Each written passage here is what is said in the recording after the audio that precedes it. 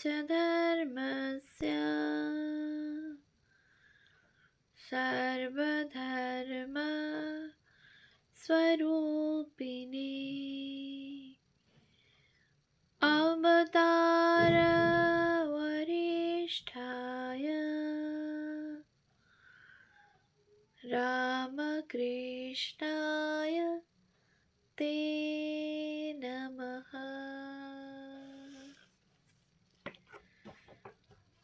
শ্রী শ্রী রামকৃষ্ণ লীলা প্রসঙ্গ প্রথম ভাগ গুরুভাব পূর্বার্ধ। পূজনীয় স্বামী শারদানন্দজি মহারাজের রচনা। পৃষ্ঠা সংখ্যা ৭১। গুরুভাবের পূর্ব বিকাশ। পণ্ডিত মোক্ষমূলরের মত খণ্ডন। পণ্ডিত মোক্ষমূলর তৎকৃত শ্রীরামকৃষ্ণ জীবনীতে শ্রীরামকৃষ্ণের পূর্বোক্ত বাল্যলীলার সহিত ঈশার বাল্যলীলার সৌসাদৃশ্য পাইয়া ওই বিষয়ে সত্যতাই বিশেষ সন্দিহান হইয়াছেন। শুধু তাহাই নহে, একটু কটাক্ষ করিয়াও বলিয়াছেন যে শ্রীরামকৃষ্ণের ইংরাজি বিদ্যাভিজ্ঞ শিষ্যেরা গুরুর মান বাড়াইবার জন্য ঈশার বাল্যলীলার কথাটি শ্রীরামকৃষ্ণের সহিত ইচ্ছা করিয়াই জুড়িয়া দিয়াছেন। পণ্ডিত ঐরূপে আপন তীক্ষ্ণ বুদ্ধিমত্তার পরিচয় দিলেও আমরা নাচার, কারণ শ্রীরামকৃষ্ণের ঐরূপ বাল্যলীলার কথা আমরা ঠাকুরের জন্মভূমি কামারপুকুরের অনেক বৃদ্ধের মুখে শুনিয়াছি এবং ঠাকুরও কখনো কখনো ওই বিষয় আমাদের কাহারো কাহারো নিকট নিজ মুখে বলিয়াছেন। এই পর্যন্ত বলিয়াই এখানে ক্ষান্ত থাকা ভালো। ঠাকুর বিবাহ করিলেন কেন? আত্মীয়দিগের অনুরোধে? না।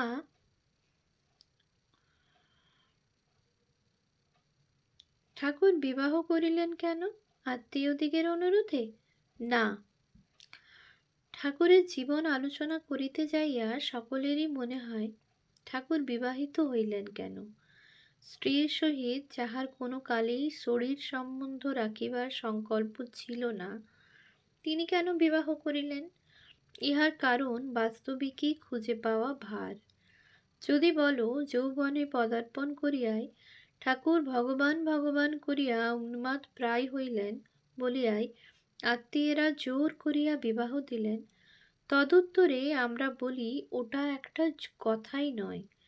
জোর করিয়া একটা ছোট কাজও তাহাকে বাল্যাবধি কেহ করাইতে পারে নাই।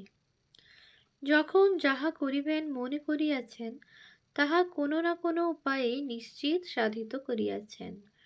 উপনয়নকালে ধনী নাম্নী জনৈকা কামার জাতিয়া কন্যাকে ভিক্ষামাতা করাতেই দেখো না। কামারপুকুরে কলিকাতার ন্যায় সমাজবন্ধন শিথিল ছিল না যে যাহার যাহা ইচ্ছা তাহাই করিবে। ঠাকুরের পিতামাতাও কম স্বধর্মনিষ্ঠ ছিলেন না। বংশগত প্রথাও ছিল কোনো না কোনো ব্রাহ্মণ কন্যাকে ভিক্ষা মাতারূপে নির্দিষ্ট করা এবং বালক গদাধরের অভিভাবকদিগের সকলকেই বালকের কামার কন্যার নিকট হইতে প্রথম ভিক্ষা গ্রহণের বিরোধী ছিলেন। তথাপি কেবলমাত্র গদাধরের নিবন্ধে ধনীর ভিক্ষামাতা হওয়া সাব্যস্ত হইল। ইহা একটি কম আশ্চর্যের বিষয় নহে। এইরূপে সকল ঘটনায় যখন দেখিতে পাই ঠাকুরের ইচ্ছা ও কথায় সকল বিষয়ে অপর সকলের বিপরীত ভাব ও ইচ্ছাকে চিরকাল ফিরাইয়া দিয়াছে, তখন কেমন করিয়া বলি তাহার জীবনের অত বড় ঘটনাটা আত্মীয়দিগের ইচ্ছা ও অনুরোধের জোরে হইয়াছে? ভোগ বাসনা ছিল বলিয়া?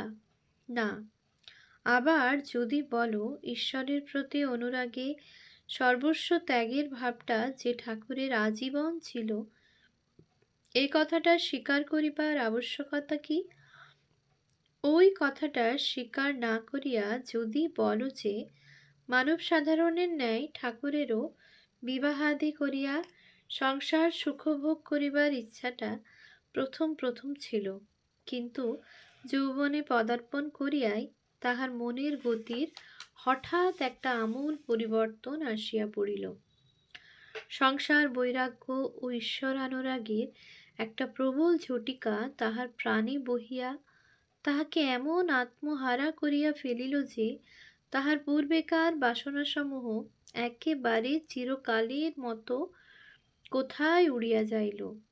ঠাকুরের বিবাহটা ওই বিবাহ অনুরাগের ঝড়টা বহিবার আগেই হইয়াছিল বলিলেই তো সকলের সকল কথা মিটিয়া যায়। আমরা বলি কথাটি আপাতত বেশ যুক্তিযুক্ত বোধ হইলেও তৎসম্বন্ধে কতকগুলি অখণ্ডনীয় আপত্তি আছে। প্রথম, 24 বৎসর বয়সে ঠাকুরের বিবাহ হয়। তখন বৈরাগ্যের ঝড় তাহার প্রাণে তুমুল বহিতেছে। আর আজীবন তিনি নিজের জন্য কাহাকেও এতটুকু কষ্ট দিতে কুণ্ঠিত হইতেন, তিনি যে কিছুমাত্র না ভাবিয়া একজন পরের মেয়ের চিরকাল দুঃখভোগের সম্ভাবনা বুঝিয়াও ওই কার্যে অগ্রসর হইলেন, ইহা হইতেই পারে না। বিবাহের পাত্রী অন্বেষণের সময় ঠাকুরের কথা কুটো বেঁধে রাখা আছে, দেখকে যা। অতএব স্বেচ্ছায় বিবাহ করা। দ্বিতীয়, ঠাকুরের জীবনের কোনো ঘটনাই যে নিরর্থক হয় নাই, একথা আমরা যতই বিচার করিয়া দেখি ততই বুঝিতে পারি। তৃতীয়, তিনি ইচ্ছা করিয়াই যে বিবাহ করিয়াছিলেন ইহা সুনিশ্চিত, কারণ বিবাহের পাত্রী অনুসন্ধানকালে নিজের ভাগিনীয় হৃদয় ও বাটির অন্যান্য সকলকে বলিয়া দেন যে তাহার বিবাহ জয়রামবাটি নিবাসী শ্রীযুত রামচন্দ্র মুখোপাধ্যায়ের কন্যার সহিত হইবে, ইহা পূর্ব হইতে স্থির আছে।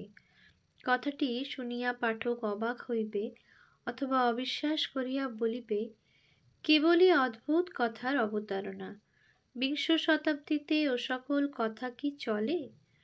তদুত্তরে আমাদের বলিতে হয়, তুমি বিশ্বাস করো আর নাই করো বাপু, কিন্তু ঘটনা বাস্তবিকই ঐরূপ হইয়াছিল।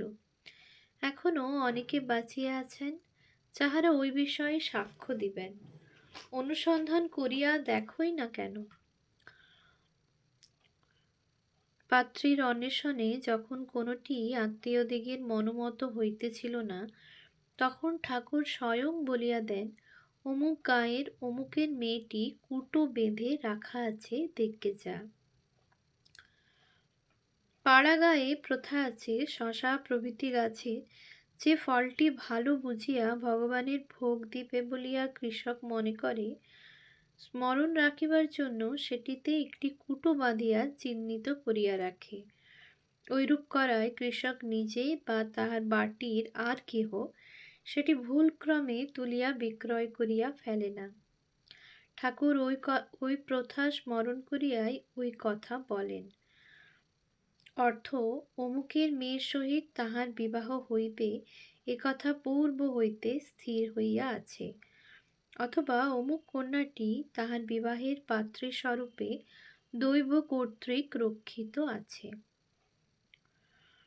অতএব বুঝাই যাইতেছে ঠাকুর জানিতে পারিয়াছিলেন তাহার বিবাহ হইবে এবং কোথায় কাহার কন্যার সহিত হইবে। তিনি তাহাতে কোনো আপত্তিও করেন নাই। অবশ্য ঐরূপ জানিতে পারা তাহার ভাব সমাধি কালেই হইয়াছিল। প্রারব্ধ কর্মভোগের জন্যই কি ঠাকুরের বিবাহ? তবে ঠাকুরের বিবাহ হইবার অর্থ কি? শাস্ত্রজ্ঞ কোনো পাঠক এইবার হয়তো বিরক্ত হইয়া বলিবেন, তুমি তো বড় অর্বাচীন হে, সামান্য কথাটা লইয়া এত গোল করিতেছ। শাস্ত্রটাস্ত্র একটু আধটু দেখিয়া সাধু মহাপুরুষের জীবনের ঘটনা লিখিতে কলম ধরিতে হয়। শাস্ত্র বলেন, ঈশ্বর দর্শন বা পূর্ণ জ্ঞান হইলে জীবের সঞ্চিত ও আগামী কর্মের ক্ষয় হয়, কিন্তু প্রারব্ধ কর্মের ভোগ জীবকে জ্ঞানলাভ হইলেও এই দেহে করিতে হয়। একটা ব্যাধের পিঠে বাঁধা তুনে কতকগুলি তীর রহিয়াছে, হাতে একটি তীর এখনই ছুড়িবে বলিয়া লইয়াছে, আর একটি তীর বৃক্ষপরি একটি পক্ষীকে লক্ষ্য করিয়া সেই মাত্র ছুড়িয়াছে। এমন সময় ধরো ব্যাধের মনে হঠাৎ বৈরাগ্যের উদয় হইয়া সে ভাবিল আর হিংসা করিবে না। হাতের তীরটি সে ফেলিয়া দিল, পিঠের তীরগুলিও ঐরূপে ত্যাগ করিল। কিন্তু যে তীরটি সে পাখিটিকে লক্ষ্য করিয়া ছুঁড়িয়া ফেলিয়াছিল, সেটাকে কি আর ফিরাইতে পারে? পিঠের তীরগুলি যেন তাহার জন্ম জন্মান্তরের সঞ্চিত কর্ম, আর হাতের তীরটি আগামী কর্ম বা যে সকল কর্ম সকলের ফল সে এইবার ভোগ করিবে। ওই উভয় কর্মগুলি জ্ঞান লাভে নাশ হয়, কিন্তু তাহার প্রারব্ধ কর্মগুলি হইতেছে যে তীরটি সে ছুঁড়িয়া ফেলিয়াছে তাহার মতো, তাহাদের ফল ভোগ করিতে হইবেই হইবে। শ্রী রামকৃষ্ণ দেবের ন্যায় মহাপুরুষরা কেবল প্রারব্ধ কর্ম সকলের ভোগই শরীরে করিয়া থাকেন। ওই ফলভোগ অবশ্যম্ভাবী, এবং তাহারা বুঝিতে বা জানিতেও পারেন যে তাহাদের প্রারব্ধ অনুসারে তাহাদের জীবনে কিরূপ ঘটনাবলী আসিয়া উপস্থিত হইবে।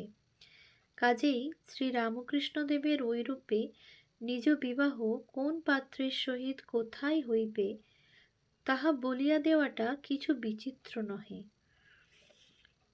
না, যথার্থ জ্ঞানী পুরুষের প্রারব্ধ ভোগ করা না করা ইচ্ছাধীন।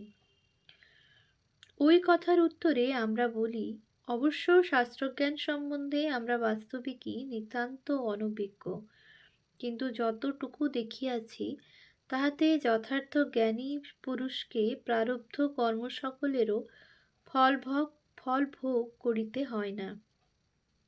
কারণ সুখ দুঃখাদি ভোগ করিবে যে মন, সে মন যে তিনি চিরকালের নিমিত্ত ঈশ্বরে অর্পণ করিয়াছেন, তাহাতে আর সুখ দুঃখাদির স্থান কোথা? তবে যদি বলো তাহার শরীরটাই প্রারব্ধ ভোগ হয়, তাহাই বা কি রূপে হইবে? তিনি যদি ইচ্ছা করিয়া অল্প মাত্র আমিত্ব কোনো বিশেষ কারণে যথা পরোপকারাদির নিমিত্ত রাখিয়া দেন, তবেই তাহার আবার শরীর মনের উপলব্ধি হয় ও সঙ্গে সঙ্গে প্রারব্ধ কর্মের ভোগ হয়। অতএব যথার্থ জ্ঞানী পুরুষ ইচ্ছা হইলে প্রারব্ধ ভোগ বা ত্যাগ করিতে পারেন। তাহাদের ঐরূপ ক্ষমতা আসিয়া উপস্থিত হয়। সেই জন্যই তাহাদিগকে লোকজিৎ, মৃত্যুঞ্জয়, সর্বজ্ঞ ইত্যাদি নামে অভিহিত করা হয়। ঠাকুরের তো কথাই নাই, কারণ তাহার কথা যে রাম যে কৃষ্ণ, সেই ইদানিং রাম ও কৃষ্ণ। আর এক কথা, শ্রী রামকৃষ্ণদেবের নিজের অনুভব যদি বিশ্বাস করিতে হয়, তাহা হইলে তাহাকে আর জ্ঞানী পুরুষ বলা চলে না। ওই শ্রেণী মধ্যেই তাহাকে আর স্থান দিতে পারা যায় না। কেননা তাহাকে বারবার বলিতে শুনিয়াছি যে রাম যে কৃষ্ণ, সেই ইদানিং রাম ও কৃষ্ণ। অর্থাৎ যিনি পূর্বে রাম রূপে এবং কৃষ্ণ রূপে অবতীর্ণ হইয়াছিলেন, তিনি বর্তমান যুগে শ্রী রামকৃষ্ণ শরীরে বর্তমান থাকিয়া অপূর্ব লীলার বিস্তার করিতেছেন। কথাটি বিশ্বাস করিলে তাহাকে নিত্যশুদ্ধ বুদ্ধ মুক্ত স্বভাব ঈশ্বর অবতার বলিয়াই স্বীকার করিতে হয়। আর ঐরূপ করিলে তাহাকে প্রারব্ধাদি কোনো কর্মেরই বশীভূত আর বলা চলে না। অতএব ঠাকুরের বিবাহ সম্বন্ধে অন্য প্রকার মীমাংসায় আমরা যুক্তিযুক্ত মনে করি এবং তাহাই এখানে বলিব।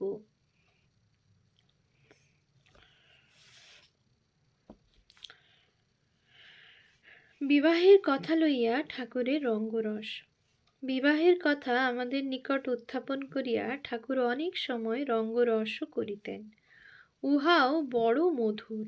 দক্ষিণেশ্বরে ঠাকুর একদিন মধ্যাহ্নে ভোজন করিতে বসিয়াছেন। নিকটে শ্রীযুত বলরাম বসু ও অন্যান্য কয়েকটি ভক্ত বসিয়া তাহার সহিত নানা কথা কহিতেছেন। সেদিন শ্রী শ্রী মাতা ঠাকুরানী কামারপুকুরে যাত্রা করিয়াছেন কয়েক মাসের জন্য, কারণ ঠাকুরের ভ্রাতুষ্পুত্র রামলালের বিবাহ। ওম শান্তি শান্তি শান্তি। হরি ওম তৎসৎ। শ্রীরামকৃষ্ণার্পণমস্তু।